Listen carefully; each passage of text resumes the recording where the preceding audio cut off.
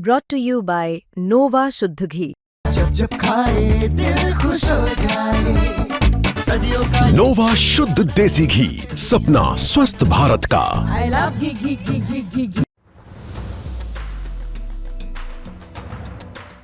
JDU के कदावर नेता और नीतीश कुमार के बेहद करीबी मंत्री माने जाने वाले अशोक चौधरी इन दिनों आरोपों से घिरे नजर आ रहे हैं। अशोक चौधरी पर 200 करोड़ की बेनाम संपत्ति बनाने का आरोप लगा है और ये आरोप लगाया है जनसुराज के सूत्रधार प्रशांत किशोर ने। प्रशांत किशोर ने अशोक चौधरी को ऐसे वक्त पर सवालों के कटघरे में डाला है जब बिहार विधानसभा चुनाव अपने दहलीज पर खड़ा है। अशोक चौधरी प्रशांत किशोर के आरोपों से बुरी तरीके से घिरते नजर आए और अब प्रशांत किशोर को सवालों के कटघरे में डाला है उनके ही पार्टी के प्रवक्ता ने। जेडीयू के प्रवक्ता नीरज कुमार ने अशोक चौधरी के इस पूरे मामले को लेकर के उनसे सवाल किया और कहा कि जेडीयू में कोई भी ऐसा नेता नहीं है जो कि इस तरीके से भ्रष्टाचार में संलिप्त हो और अगर उन पर आरोप लगा है तो उन्हें साफ साफ जवाब देना चाहिए। पार्टी कुर्बानियों पर बनी हुई पार्टी है, उसे ऐसे ही बर्बाद नहीं होने देंगे। मुख्यमंत्री नीतीश कुमार जी राज्य के ऐसे मुख्यमंत्री हैं जिन पर विरोधी भी कोई आरोप नहीं लगा सकता है। कोई माई का लाल पैदा नहीं लिया है जो उनके व्यक्तिगत जीवन पर और शुचिता की राजनीति पर हमला हो। पहली बार हम अग्नि परीक्षा से गुजर रहे हैं, तो जिन पर आरोप लगा है, हम जीरो टॉलरेंस की सरकार है, उनको आकर के पूरे तथ्यों के साथ मीडिया को बताना चाहिए कि आरोप में सच्चाई क्या है। गेंद उनके पाले में है। हम अपनी पार्टी की ओर से अनुरोध करेंगे कि आरोप आप पर लगे हैं, आपको मीडिया के सामने तथ्यों को रखना चाहिए। ये भी आरोप है कि फर्जी तरीके से प्रोफेसर बनाया गया है, ये तो फिर अब किस सरकार पे आरोप लग जाएगी। ये एगो नया बात आप ले आए, इसकी जानकारी हमको नहीं। उन्होंने ये भी कहा है कि सगाई से लेकर विवाह तक, बेटी की विवाह तक लगभग 200 करोड़ रुपयों की जमीन उन्होंने। देखिए, माननीय मुख्यमंत्री जी ने निर्देशित अपने शुरू के शासनकाल से ही किया कि जो लोग माननीय मंत्री हैं उनको अपना ब्यौरा संपत्ति का हर वर्ष देना है।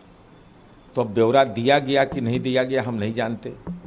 दूसरा सवाल है कि जो भी हमारे डिपेंडेंट हैं वो हमारे हिस्से में हैं, जब तक उनकी शादी नहीं होगी तब तक हमारे हिस्से में है। तो हम अपनी संपत्ति की जब घोषणा करेंगे तो अपनी पैतृक संपत्ति की घोषणा करेंगे। और अब उन्होंने जो आरोप लगाया है उस आरोप के क्या दस्तावेज और साक्ष्य मैं नहीं जानता। तो स्वाभाविक रूप से जिन पर आरोप लगा है वो दस्तावेज और साक्ष्य मंगा करके और उसका जो पूरक जवाब हो वह निश्चित रूप से बताना चाहिए। चुनावी वर्ष नहीं, ये पूरे मुख्यमंत्री नीतीश कुमार जी के जीरो टॉलरेंस की नीति पर ये एक ऐसा पार्टी को पहली बार सामना करना पड़ रहा है। इसलिए हमारी उम्मीद है कि जल्द से जल्द तथ्यों को सामने आना चाहिए। तो नीरज कुमार ने सीधे तौर पर अपने ही पार्टी के नेता जो कि नीतीश कुमार के बेहद करीबी हैं, उनको सीधा सवालों के कटघरे में डाला है और उनसे तीखे सवाल किए हैं। लेकिन नीरज कुमार के इस सवाल के बाद अब ये भी सवाल उठते हैं कि आखिर नीरज कुमार को ये बल कहां से मिल रहा है। अशोक चौधरी पार्टी में नीतीश कुमार के बेहद करीबी माने जाते हैं, लेकिन इस पूरे मामले पर नीतीश कुमार ने ना ही अशोक चौधरी को डिफेंड करने की कोशिश की और ना ही नीरज कुमार को रोकने की कोशिश की। जिस तरीके से जेडीयू प्रवक्ता नीरज कुमार ने मुखर होकर अशोक चौधरी को सीधे सवालों के कटघरे में डाला, ऐसे में नीतीश कुमार को लेकर के कई सवाल खड़े हो रहे हैं। जेडीयू में नीतीश कुमार सुप्रीम कमांडर है। उन्होंने अपनी पार्टी की हायरार्की में किसी को अपने बराबर तो छोड़िए, दूसरे नंबर पर भी नहीं खड़ा किया। यही कारण है कि जेडीयू में उनके बाद कोई भी नेता नहीं दिखाई देता है। ऐसे में नीरज कुमार का अशोक चौधरी पर बयान देना नीतीश कुमार की चुप्पी पर भी कई सवाल खड़े कर रहा है। नीतीश कुमार की चुप्पी के बारे में अगर बात करें तो नीतीश कुमार जब भी चुप होते हैं उनकी चुप्पी हमेशा से संदिग्ध रही है।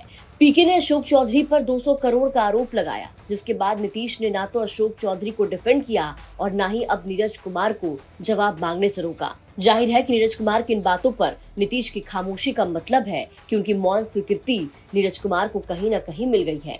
नीरज कुमार ने एक चैनल को दिए इंटरव्यू में साफ तौर पर कहा कि ये पार्टी कुर्बानी देकर के खड़ी की गई पार्टी है, ऐसे ही इसको नीलाम नहीं होने देंगे। अशोक चौधरी को जो भी उन पर आरोप लगाए हैं उनको स्पष्ट करना चाहिए। नीरज कुमार के इस बयान के सामने आने के बाद ना ही अशोक चौधरी ने इस पर कोई जवाब दिया और ना ही नीतीश कुमार ने उन्हें रोकने की कोशिश की। नीतीश कुमार को जो लोग बहुत नजदीक से जानते हैं उन्हें पता है कि नीतीश की चुप्पी उनका एक स्टाइल है। वो डायरेक्ट नहीं बोलते, किसी की प्रॉक्सी का इस्तेमाल करते हैं। 2022 में तेजस्वी पर भ्रष्टाचार के आरोपों पर नीतीश ने सरकार तोड़ी, लेकिन पहले अपने नेताओं को आगे किया। अब सवाल यह है कि क्या नीरज कुमार का अशोक चौधरी पर अटैक उसी पैटर्न का एक और उदाहरण समझा जाए, क्योंकि अपने बयान में अशोक चौधरी को जब नीरज कुमार सवालों के कटघरे में खड़ा कर रहे थे, उस वक्त नीरज कुमार ने तेजस्वी यादव के साथ संबंध तोड़ने को लेकर भी बात याद दिलाई और साफ कहा कि जब तेजस्वी यादव पर आरोप लगे तो नीतीश कुमार ने उनसे जवाब मांगा और फिर पार्टी ने अपना फैसला दिया। अब नीरज कुमार सीधा अशोक चौधरी को टारगेट कर रहे हैं। ऐसे में सवाल उठ रहे हैं कि आखिर अशोक चौधरी को टारगेट करना क्या नीतीश कुमार की स्ट्रैटेजी है? आपको क्या लगता है? अपनी राय कमेंट करके जरूर बताएं। ब्यूरो रिपोर्ट, बिहार तक।